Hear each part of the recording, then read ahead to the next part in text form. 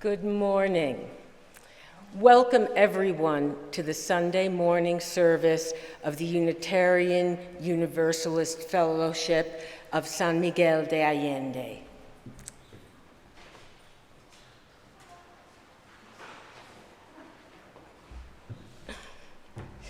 We are very happy to be making community together in person and via Zoom. We are a supportive and nurturing faith community, honoring and respecting the rich diversity of all who gather here. And in this place, you can bring your whole self and be accepted with love and friendship. We gratefully acknowledge being physically located on the ancestral lands of the Chichimeca, Otomi, and Nawa peoples. My name is Kathy Canepa, and I'm delighted to be our service leader today. Now, tomorrow marks what was for years the annual observance of Columbus Day in the United States. So, what was this day supposed to be celebrating? Because the fact is that in the process of exploring the islands of the Caribbean, Columbus founded Spain's first colony in the Americas, which, together with the expanding European settler colonization, led to the wholesale genocide of millions of indigenous people and the destruction of their cultures. Thankfully, in the United States, most states no longer officially observe Columbus Day, and many states and local jurisdictions have renamed it as Indigenous Peoples Day. This trend marks a shift in focusing towards acknowledging the true indigenous history of the North American continent and brings us closer to the possibility of honest truth and reconciliation. Today, two of our own members, Susan MacDonnell and Jurgen Ahlers, will share some of what, as Unitarian Universalists, they find most meaningful in their understanding of the cultures and spiritual traditions of some North American indigenous cultures. And we are also very delighted to welcome Yoremin Hokobi as guest musician today, and she will grace us with her singing later on in our service. Now, some announcements. After the service, you are invited, if you are on Zoom, to stay connected and visit with others in the main room. And those who are here at the Aldea can join us for coffee and cookies downstairs outside. And those on Zoom, please provide your own coffee and cookies. Also, we're delighted that we now once again have our welcome table over on the side with lots of information, and there will be more as the weeks go by. Very important, our fellowship member, Diana Akizian, will be selling raffle tickets to benefit the San Miguel Reproductive Freedom Fund. The San Miguel Reproductive Freedom Fund assists women in Mississippi, Louisiana, and Alabama who have been denied the right to control their own bodies since Roe versus Wade was overturned by the Supreme Court. Tickets are 200 pesos. The drawing will be held on November 17th, and the winners will be notified by email. For a list of prizes, you can check out the Facebook page, San Miguel Reproductive Freedom Fund. This information, along with Diana Akizian's email address, is going to be posted in the chat box right now as I'm speaking for those on Zoom. And for those who are here, Diana, could you stand up, turn around? There she is. She'll be at coffee hour. Please see her and buy some raffle tickets. Two more quick announcements. You can find a sign-up sheet for our kickoff event of 35 and Thriving, Gone to the Dogs. It's going to be a wonderful cookout, social event, and fundraiser, and the sign-up sheet is outside. And at the end of the service, I'm going to tell you about a very special, mostly music service that we're going to have next week. It's not to be missed. So listen at the end of the service and I'll tell you about it. Now, if we have any visitors here today, would you please stand so that we can see who you are, ask you your name and where you're from, and greet you personally after the service. Mike will come around. Anybody visiting? New? Yes, please stand up. Please stand. Hi, I'm Sam from Quadra Island, British Columbia. Sam from British Columbia. Ronnie from British Columbia also. Ronnie from British Columbia. Wonderful, welcome. Rhea from Missouri. Rhea from Missouri. That's Rhea from Missouri. Welcome. I've lived here for 2 years. Oh, wonderful. Well, I'm glad you're here today. Anybody else new? Okay. And on Zoom, if you're visiting for the first time, please write your name in the chat box and where you're from so that we can personally greet you online after the service. Just to let you know, we do record our Sunday services, and we expect to post today's service on our YouTube channel by Wednesday, and we're catching up on posting the previous services. By we, I mean the wonderful Diego, who is getting them all online. Just go to youtube.com and type in UUFSMA, and you'll get a great wealth of recordings we've collected there. Finally, check the order of service, and you can go to our website, UUFSMA.org, to see all of the events, the small groups, social events, and activities going on, and how to become a member. And now, Susan.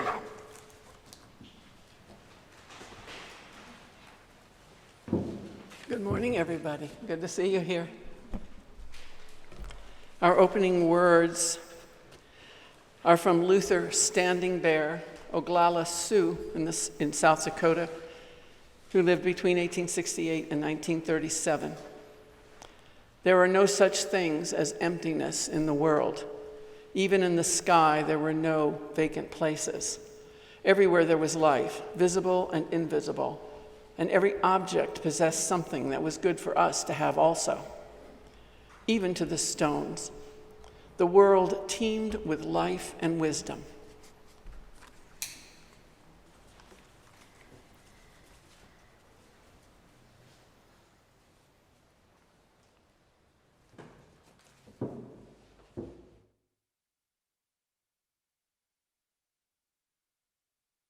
Okay, so let's join our voices together in our welcoming hymn, number 74 in your gray hymnal, On the Dusty Earth Drum. It's a video. Oh, they've got it. And the words and music will appear on the screen. You're invited to stand as you're willing and able, and then to remain standing because we'll go into our covenant recitation afterwards.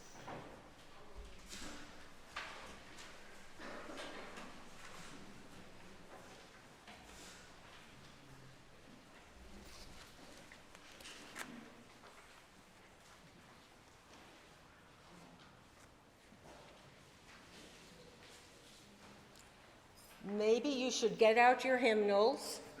Number 74.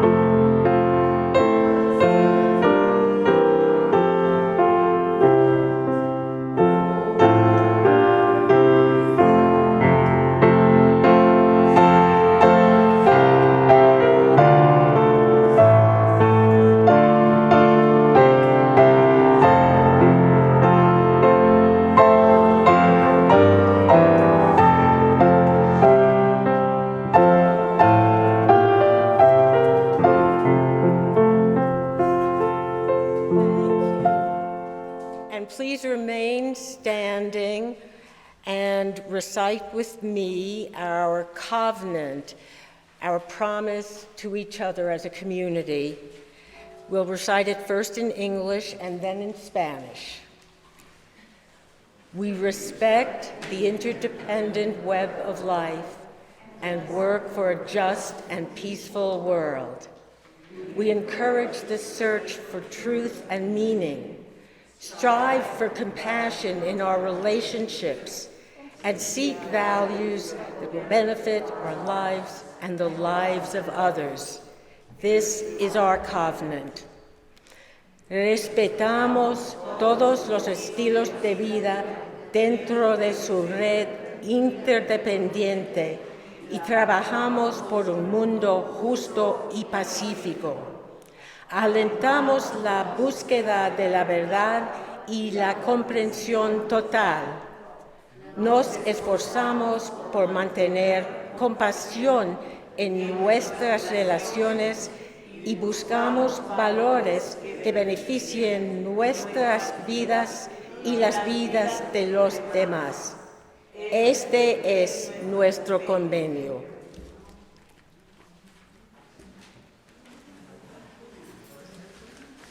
Please be seated. The president in Washington sends word that he wishes to buy our land. But how can you buy or sell the sky, the land? The idea is strange to us. If we do not own the freshness of the air and the sparkle of the water, how can you buy them? Every part of this earth is sacred to my people. Every shining pine needle, every sandy shore, every mist in the dark woods, every meadow, every humming insect, all are holy in the memory and experience of my people. We know the sap that courses through the trees as we know the blood that courses through our veins. We're part of the earth and it is part of us. The perfumed flowers are our sisters. The bear, the deer, the great eagle, these are our brothers. The rocky crests, the juices in the meadow, the body heat of the pony and man, all belong to the same family. The shining water that moves in the streams and rivers is not just water, but the blood of our ancestors. If we sell you our land, you must remember that it is sacred. Each ghostly reflection in the clear water of the lakes tells of events and memories in the life of my people. The water's murmur is the voice of my father's father. The rivers are our brothers. They quench our thirst. They carry our canoes and feed our children. So you must give to the rivers the kindness you would give any brother. If we sell you our land, remember that the air is precious to us, that the air shares its spirit with all the life that it supports. The wind that gave our grandfather his first breath also receives his last sigh. The wind also gives our children the spirit of life. So if we sell you our land, you must keep it apart and sacred as a place where man can go to taste the wind that is sweetened by the meadow flowers. Will you teach your children what we have taught our children, that the earth is our mother? What befalls the earth befalls all the sons of the earth. This we know. The earth does not belong to man. Man belongs to the earth. All things are connected like the blood that unites us all. Man did not weave the web of life. He is merely a strand in it. Whatever he does to the web, he does to himself. One thing we know, our God is also your God. The earth is precious to him, and to harm the earth is to heap contempt on its creator. Your destiny is a mystery to us. What will happen when the buffalo are all slaughtered, the wild horses tamed? What will happen when the secret corners of the forest are heavy with the scent of many men and the view of the ripe hills is blotted by talking wires? Where will the thicket be? Gone. Where will the eagle be? Gone. And what is it to say goodbye to the swift pony and the hunt, the end of living and the beginning of survival? When the last red man has vanished with his wilderness and his memory is only the shadow of a cloud moving across the prairie, will these shores and forests still be here? Will there be any of the spirit of my people left? We love this earth as a newborn loves its mother's heartbeat. So if we sell you our land, love it as we have loved it. Care for it as we have cared for it. Hold in your mind the memory of the land as it is when you receive it. Preserve the land for all children and love it as God loves us all. As we are part of the land, you too are part of the land. This earth is precious to us. It is also precious to you. One thing we know, there is only one God. No man, be he red man or white, can be apart. We are brothers, after all.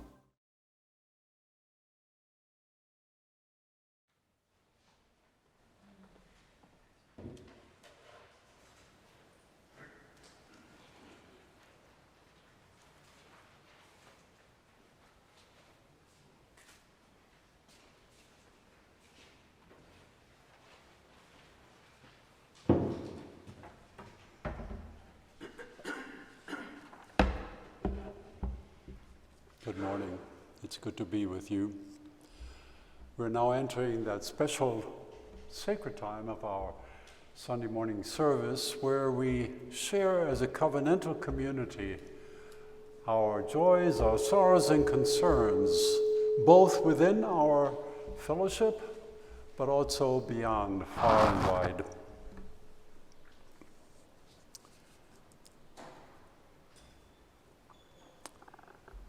By the way, those of you who are joining us on Zoom, please, if you have a joy and concern, then please enter it into the chat box. You can see that Kathy is monitoring it, and toward the end of the ones that have been sent in, we will light a relevant candle. Our first candle we light is for Marley's Han, who for several weeks now has been battling a sinus infection, but she is feeling better. We're grateful for members of the care team and other members of the fellowship who have visited her and brought her food and brought her some comfort. And we wish her a very speedy recovery and to see her soon back in our midst on Sunday morning. We light another candle of well wishes to Daniela Franco's partner, Mick, who had surgery this last week on his hand. For several months, Mick has not been able to use his hand, and most importantly to Mick is that he can't play his beloved guitar.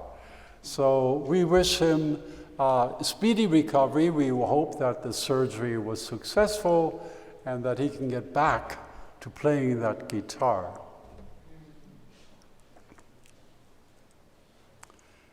Our next candle is one that I would like to particularly light for Trish and Dick Snyder.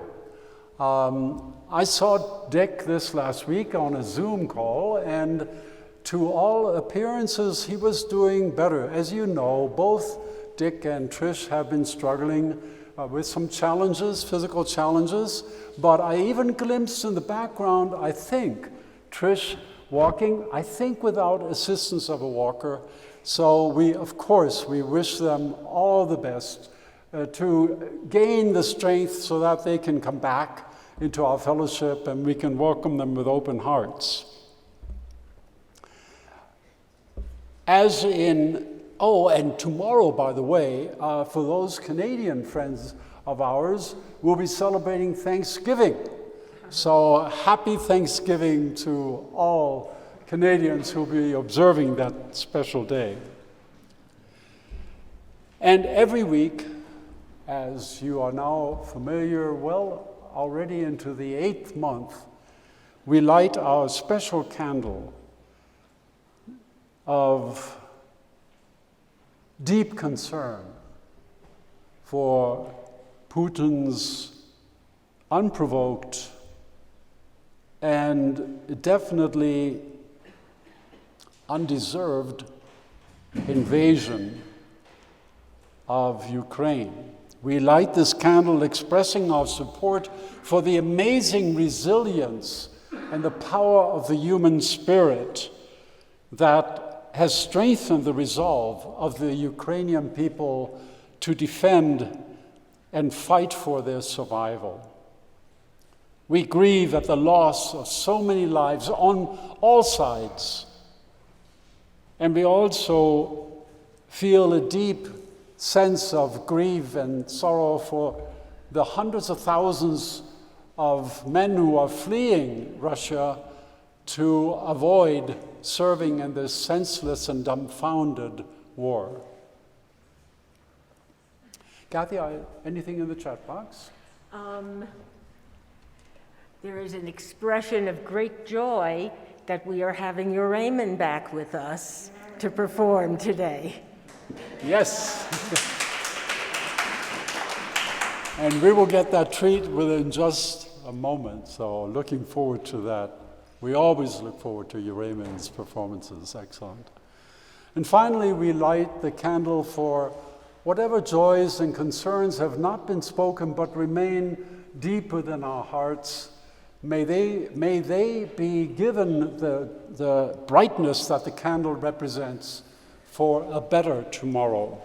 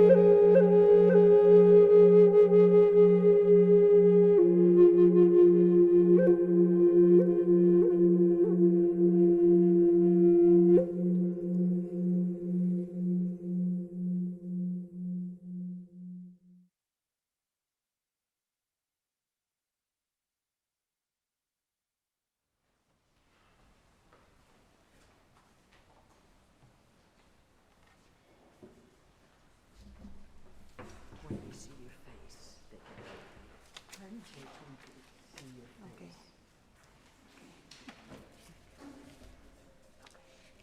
Okay, now is the time for our offering, and as part of the introduction, I'm going to talk a bit about Jóvenes Adelante. I think almost everyone knows about this nonprofit, which we support through 4 scholarships. Jóvenes gives becas and other support to the best and the brightest of low-income students in the vicinity of San Miguel. I'm going to talk about a lesser-known area which is of support that Jóvenes provides, which is to give mentors to cover the student's 5-year stint at the university. This is where Jóvenes can always use committed volunteers.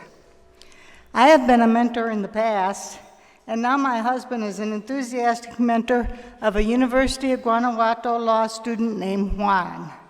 Initially, I signed on as a co-mentor with Bill because I speak Spanish and Bill doesn't, and Juan didn't speak any English. However, within a year, Juan's English became very good, amazingly good, thanks in part to tutors provided by Jóvenes Adelante. Juan wants to be a human rights lawyer and lately has been seeking an internship, including one in Bogota, Colombia. He was very disappointed that he was not selected for that one, but he just told us he was selected for an internship involving gender equality in Guanajuato. Bill has really enjoyed and had a sense of fulfillment with his involvement with Juan, including his successes and his setbacks. He has bonded strongly with Juan and provides the mentoring support however he can.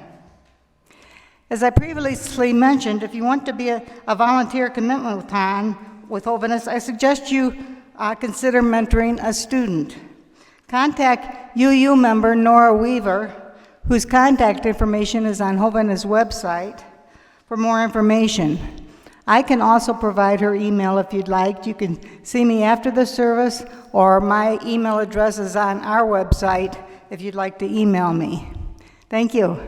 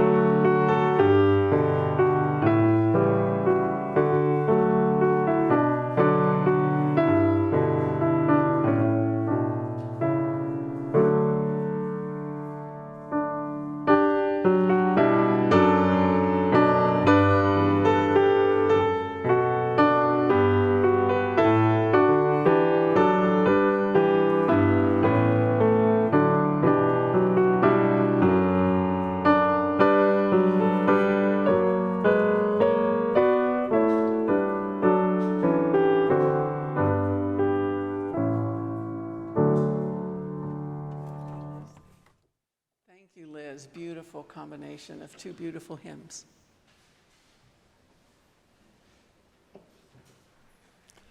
Good morning, everybody. Good morning.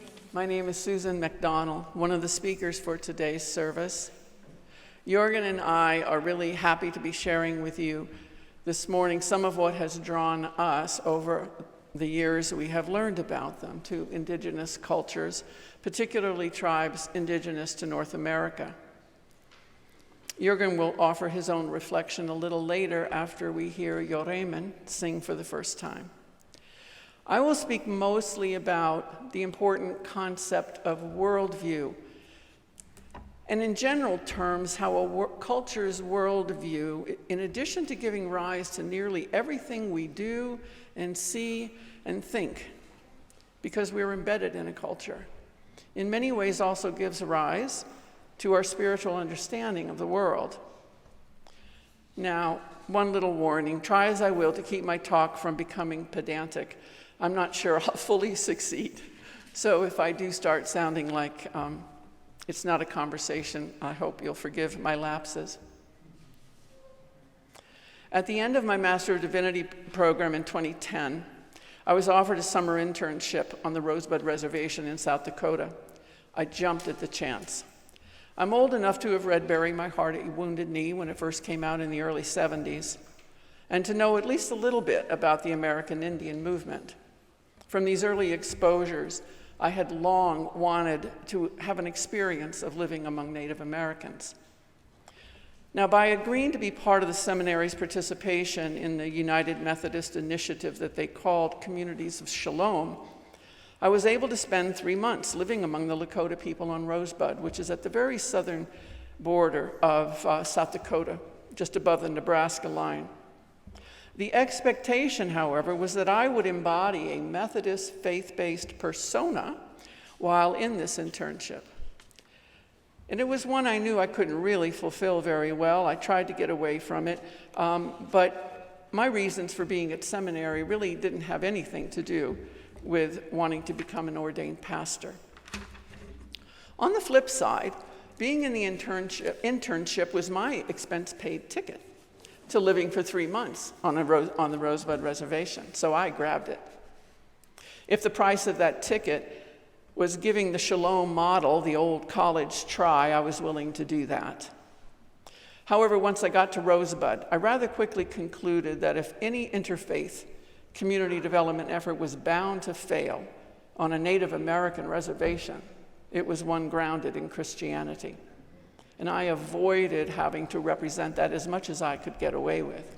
I didn't know much, but I knew that pushing a Christian-based perspective on an indigenous reservation was a big mistake. So I spent the summer otherwise engaged, attending powwows, sweat lodge ceremonies, a sun dance, learning to make moccasins and dream catchers, and actually getting to know Lakota people. Most of my days I spent working with a group of incredibly talented artisans on the reservation, and we developed a first-of-its-kind cooperative effort to market their products and so that they could at least make a living during the summer months. As far as I know, 12 years later, it's still going on. And I read a lot of books. Reading helped me put my experience on the reservation into a conceptual framework to understand what it meant to live in another culture. And we all learned that here, don't we? One book I found very helpful was Crossing Cultures by anthropologist Patty Lane. And here's where I'll start to talk about worldview. I don't remember all the subject matter she covered, but what she had to say about the inescapability of considering worldview when we talk about culture has always stuck with me. Lane defines worldview as a culturally agreed upon perception of reality, a perception that bridges the gap between objective reality and our experience of it. That's a pretty radical idea. Our worldview, and we all have one, thanks to the culture we grow up in, reflects how our culture has agreed we shall see the world. It's pretty stunning to consider that there are parts of the world I don't see because I wasn't taught to see them, and things I do see and experience, people from other cultures do not. Stunning to be sure, but I think certainly for me and maybe for a lot of you, it rings true. Should have brought water up, sorry. Vine Deloria is another author whose books I really enjoyed. He was an American Indian activist, historian, and theologian from the Standing Rock Sioux Reservation, also in South Dakota, the tippy top of it. One of his most important books, God is Red, became my unofficial manual for understanding indigenous spirituality to the extent that a novice could. In a chapter on the fundamental problem between indigenous and Western religions, Deloria writes about how the two differ in terms of experiencing the world spatially or temporally. How one, the indigenous cultures, are concerned with space and place, with what happened here, while Western cultures are very concerned with time, or with what happened then. As I was exposed daily to the Lakota culture, and at least as it exists in the 21st century, and its spiritual beliefs, I experienced the clash of these views nearly daily. I'd like to show a small example of how these clashing concepts become evident. Diego's going to put up our first slide. We can look at this image to get a sense of how the Lakota Sioux created winter counts, which are essentially calendars that visually represented their oral histories.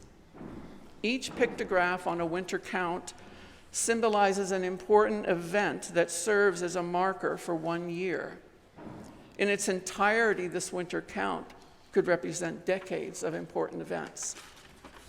They remembered those events. It was their oral history. It's how they ordered their recollection of what had happened to them.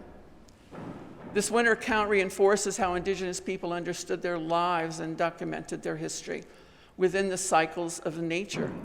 And it's called a winter count because for the Lakota, their year began on the day of the first snowflake falling.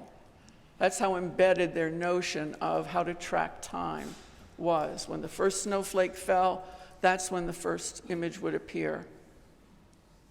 We can contrast the Lakota winter count with the next image that we're very familiar with, I'm sure, a calendar. This calendar is from the 1700s, but it could be any year, couldn't it? Looking at a Western calendar, we see 365 days projected into the future. Each day and month is blank, as if nothing is happening in the world unless we act. Presumably, what is happening in the natural world doesn't count. And until we humans say something has happened or will happen or is going to happen, the calendar is simply, as we say, marking time with little tangible relationship to the world. Thanks, Diego. You might ask why I was so interested in this particular way of thinking about one single concept, about whether people privilege a sense of time or a sense of space.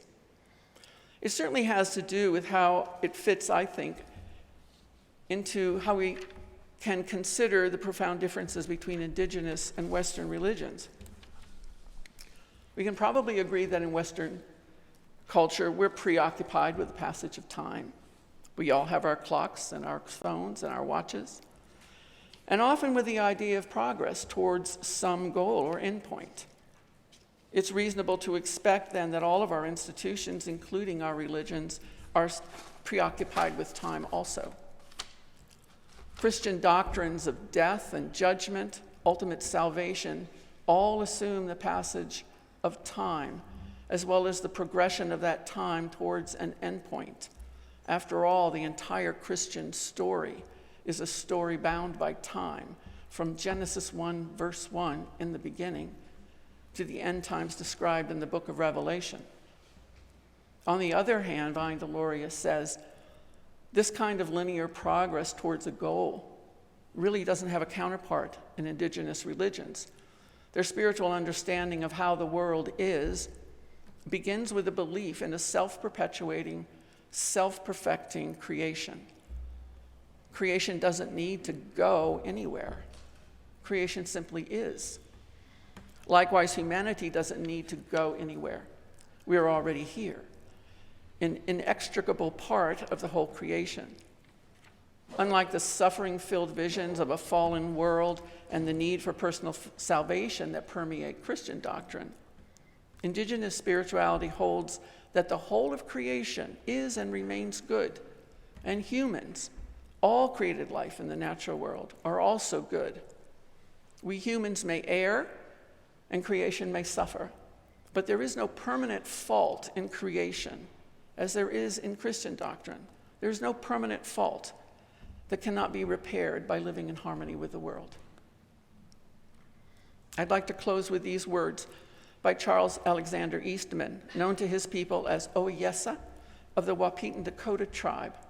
That's farther north towards Minnesota and the eastern part of South Dakota. His words evoke for me the sense that an Indigenous experience of the natural world is a religious experience. Many of us have had that out in nature. There's no need for a distinction between the world and the holiness of the Creator. He says this, whenever in the course of the daily hunt, the red hunter comes upon a scene that is strikingly beautiful and sublime, a black thundercloud with the rainbow's glowing arch above the mountain, a white waterfall in the heart of a green gorge, a vast prairie tinged with the blood red of sunset. He pauses for an instant in the attitude of worship. He sees no need for setting apart one day in 7 as a holy day, since to him all days are God's days. Thank you so much.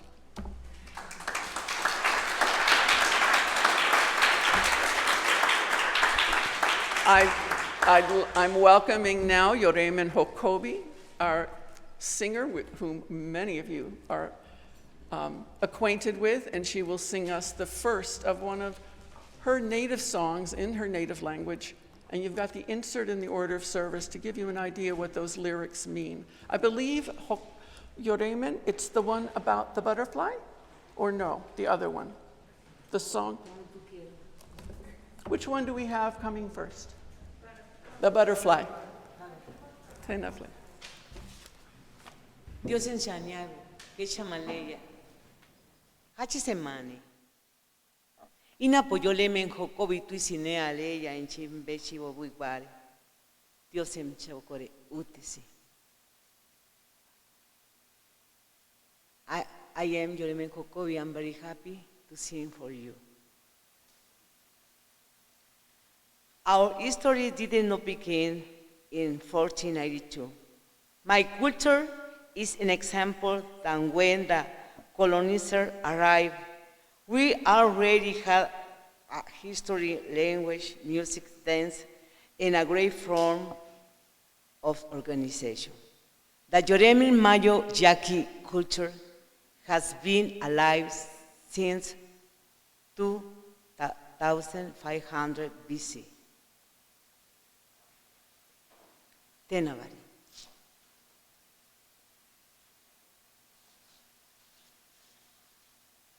Yo te nebuli se guacio yo ti huyawe se jehuay lo huyata namasukuni se no huyaba bakuri akopo chaka se wati huyame.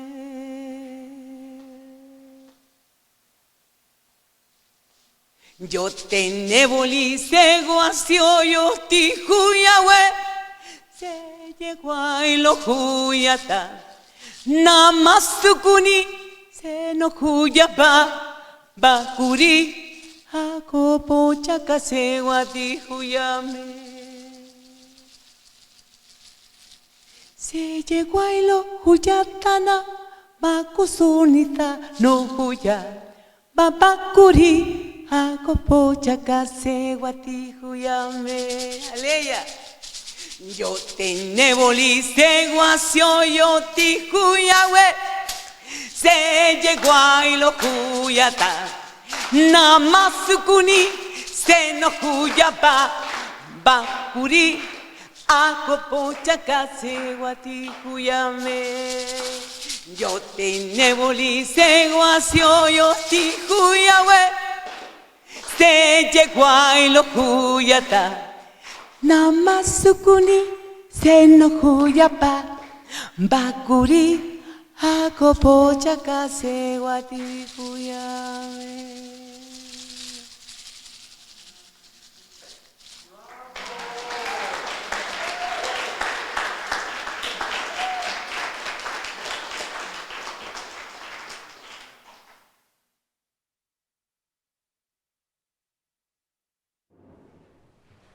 Amen.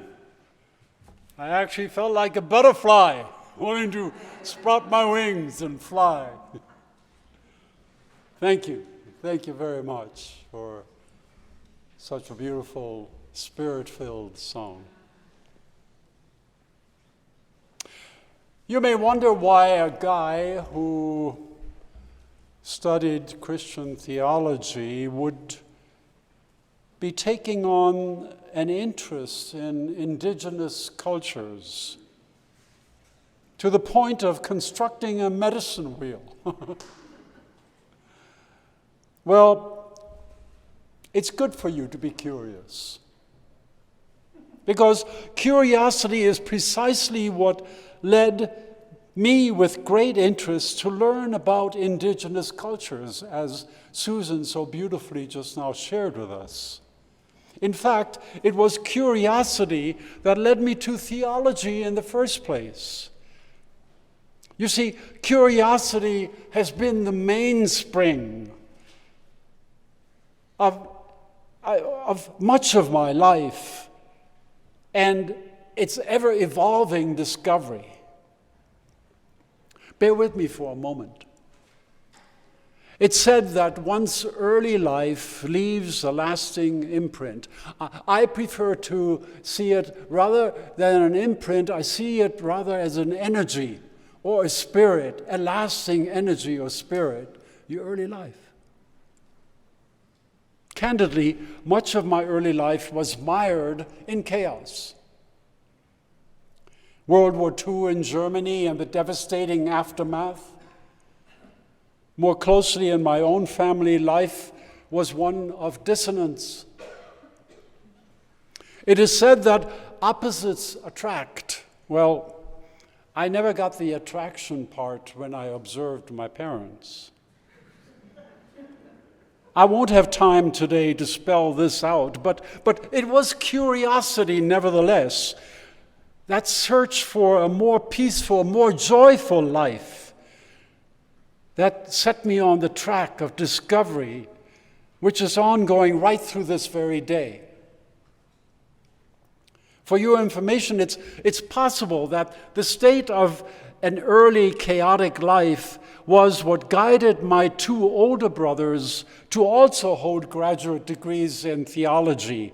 And to top that off, if my third brother, who had hinted at the possibility of a career as a missionary, if he had not died a tragic accident at the age of 16, it would have actually been 4 of us. But I digress.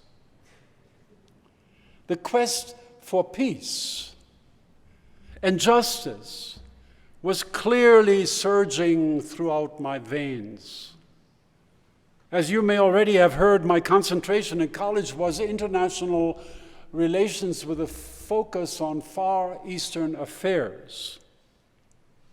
I even had the privilege, the opportunity to study for a few months at Doshisha University in Kyoto. So the study of Tao, of Confucian, and of the Buddhist tradition absolutely fascinated me. But I digress. In contrast, I was struck by the arrogance, having some vague sense of rootedness in my Judeo-Christian tradition, that we were somehow exceptional. That we had the edge of truth, that our God was the God, the only God.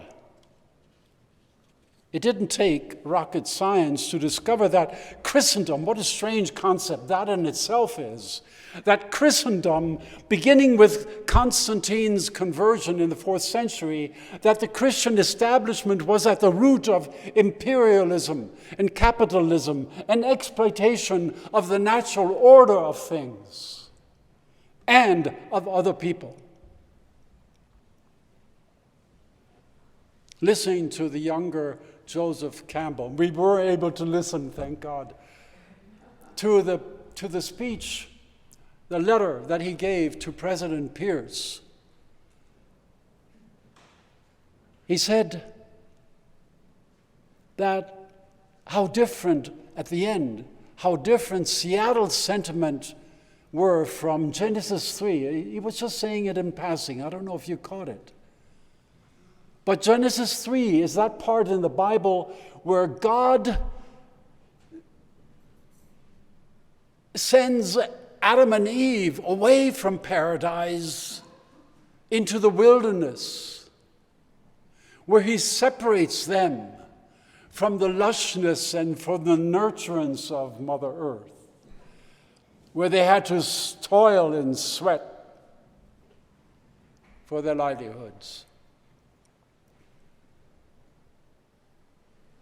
It may seem ironic to you that I actually cherish much of what's written in the Hebraic and the Christian scripture, while simultaneously criticizing the evolution toward exceptionalism and multifaceted capitalistic exploitation and the dangerously splintered world that we've inherited in our time. But again, I probably am digressing because I'm supposed to speak on the medicine wheel. So, late in the 1980s and early 90s, while I was making one of my multiple life transitions, namely from an academic theologian into a kind of corporate guru, I became intrigued by Native American ways. Around that same time, Sun Bear of the Chippewa Nation had a sense of compulsion to share what was within his culture and the culture of Native Americans, as we call them, which, by the way, today the preferred term is indigenous cultures, indigenous American cultures. And so he published various books, and some of them I read. And I was privileged through friends and acquaintances to have been invited to participate in numerous powwows, sweat lodge, pipe smoking, and giving ceremonies. And I even at one point had the rare privilege of participating in the Sundance ritual. For indigenous Americans, as Susan, I think, beautifully pointed out, land was not something to be possessed. It was mother, the eternal, life-giving mother. And the sky, the endless sky, was seen as father, creator, but not as a noun static up there somewheres, but as an energy. In other words, God the Creator was seen more like an active verb, an energy, life-giving, life-sustaining, alive in all living things, animate and inanimate. The indigenous saw themselves as honored guests walking gently upon a kind, hospitable, cosmic whole. A saying within the Teton Sioux tradition, "We will be known forever by the tracks we leave behind," captures this sense of being a guest of a hospitable environment. While Western cultures are driven by conquest and a sense of ego-focused superiority, indigenous cultures lived by values that were largely based by interdependence and reverence of the unknown, even of the stranger. You heard in Seattle's words, "We are but one thread in the web of life." Does that sound familiar? I think it does to us UUs. We are in the interdependent web of life. And Sun Bear said, you cannot measure a civilization by how tall its buildings are, but rather how well its people have learned to relate to their environment and to their fellow man. Mitakaya oyasin. Mitakaya oyasin is a phrase that is basically throughout the many, many languages that indigenous Americans have. There are probably over 1,000 different languages, but Mitakaya oyasin, meaning we are all related, somehow has infused that sentiment has infused all native traditions in North America. So you see how my quest for the sacred, my spiritual journey has been nurtured and matured not only by the Judeo-Christian heritage, but also by other ancient belief systems and practices. So this led me to one day I just decided I'm going to build a medicine wheel. I brought it. Now, it's been through a lot of moves and put in storage facilities, so it's lost some of its jingles and rattles and even a couple of extra feathers, but you get the gist. It's simple. The symbol of the circle, reflected in so many spiritual traditions, is also central to the medicine wheel. Medicine means healing, becoming whole, which symbolizes a sense of holiness. Here, it's important, by the way, for us to pause for a moment and to reflect how important, how pivotal the very symbol and metaphor is in transmitting profound truths. Symbol and metaphor are a form of language, of transmitting deeper knowledge. Like pictures, we say, speaks 1,000 words. The medicine we also refer to as the sacred circle dates back as far as 4000 BC. We are reminded, I'm sure you are, of Stonehenge, just as an example, the mystery behind Stonehenge, the symbol of the circle. Our word church comes from the very word circle, circus, kirk in Scottish. The medicine wheel represented this circle of life, of time, not measured linearly, but cyclically. Life and its healing power was an energy of awareness, of alignment and balance, physically, mentally, spiritually, and emotionally. It represents the entire evolution of the cosmos, the mechanistic eternal alignment of the stars, the interdependence of the seasons, of the stages of life, even the time of day, morning, noon, afternoon, and eventide. So let's briefly, in closing, look at the medicine wheel and its elegant symbolism, its elegant, simple symbolism. It starts with the direction of east, symbolized by the color yellow or gold. It's the time of day in the morning, the season of spring, the time of birth, of new growth, of inquiry that will accompany you the rest of your life if you're lucky.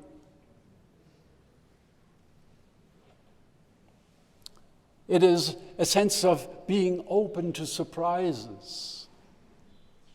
And by many traditions in the native way, it is also a reverence for yellow-skinned people. The South, symbolized by the color red, is high noon. It's summertime. It is midlife and productivity and nurturance and celebrating work and responsibility for life. And by some, it is the reverence for red-skinned people. The West, symbolized by the color black, is afternoon. It's the autumn time. It is the time of harvest, of giving thanks for a productive season. It is a time of maturing and mentorship, of storytelling, and yes, by some, a reverence for black-skinned people. And North, symbolized by the color white, is yes, it's a time of night. It's winter time. It's a time of growing old and honoring elderhood and wisdom, a time for letting go, for honoring the inevitability of frailty and death, welcoming the presence of ancestors into our lives, and yes, the reverence for white-skinned people. And the inner circle, which I decided to color blue, well, that's the ongoing creative life force. The beginning and the end, the eternal now, if you wish.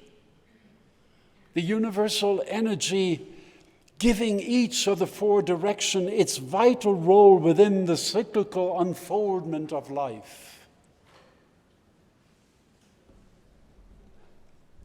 So the medicine wheel ceremony, which actually is celebrated, not with every tribe, by the way, but every now and then, the actual ceremony of standing within the medicine wheel has significant meaning. By taking a stand in one of the four spaces according to your age rank in the community, speaking your understanding of your place, your purpose, and the inner circle remains empty, it remains open. It is that unoccupied space, but interpreted by each of the four generations where they stand as they understand this creative energy called Father Creator. So in conclusion, to me personally, the medicine wheel represents a summation, a glimpse of the universal truths that unfold in an ongoing cyclical manner, gifting each stage life with meaning and purpose. I've seen the sacred circle in so many religious traditions that the actual representation of the medicine wheel is but one vehicle of life's transcendent evolution, inviting me into the cosmic, life-affirming dance. So yes, stay curious, never furious. Thank you.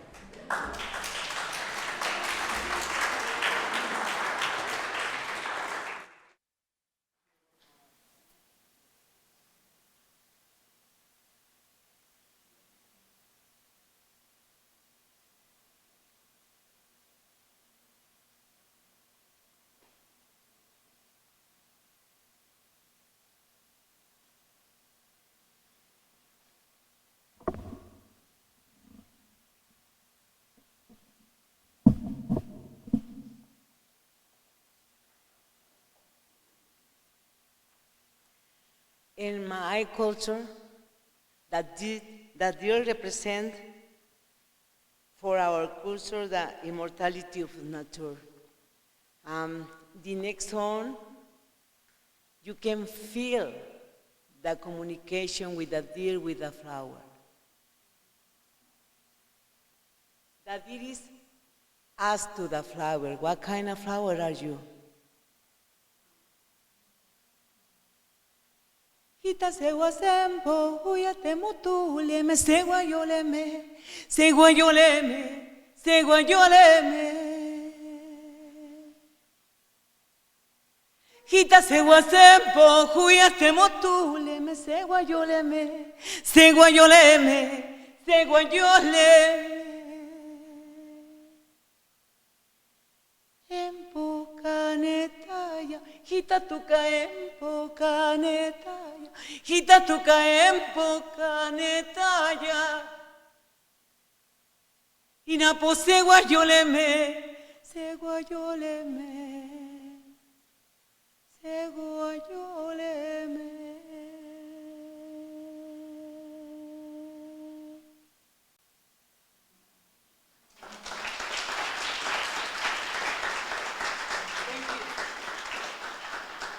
Thank you very much for inviting me. Thank you. Have a good day.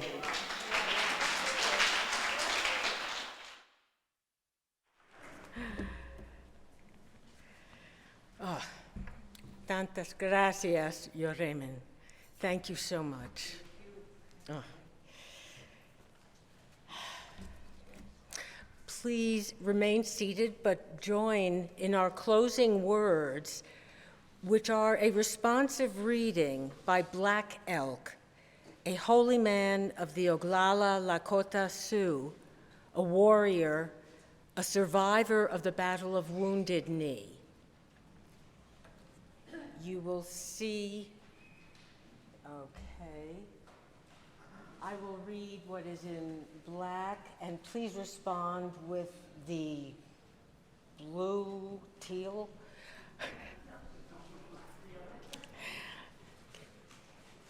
Then I was standing on the highest mountain of them all.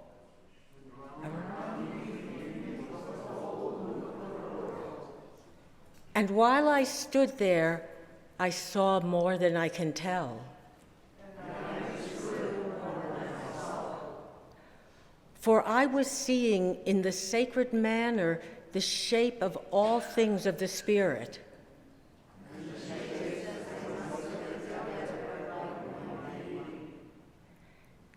And I saw that the sacred hoop of my people was one of many hoops that make one circle, wide as daylight and starlight.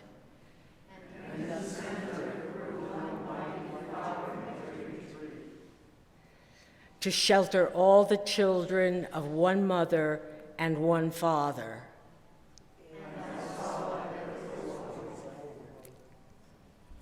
Thank you.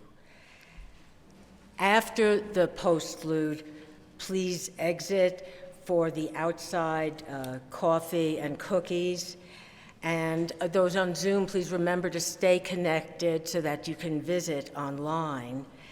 And I know you are all going to want to make a special note of a very special, mostly music service next Sunday.